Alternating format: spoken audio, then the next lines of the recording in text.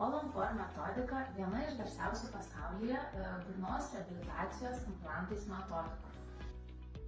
Šią techniką taikome tuomet, kai dauguma dantų yra pažeisti periodontitu, kai jų būklė abejotina arba prasta. Atliekant burnos reabilitaciją Olanfor metodika, mes išvengiame daugelio chirurginio operacijų.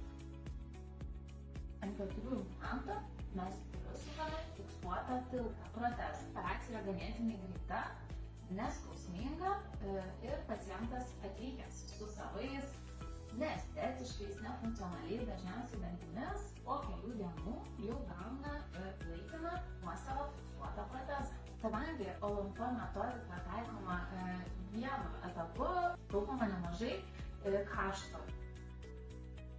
Atkuriame veido bruožus, kuomet išvengiame lūpos, skruostų įkritimo ir sukuriame holivudinę šypseną pacientui.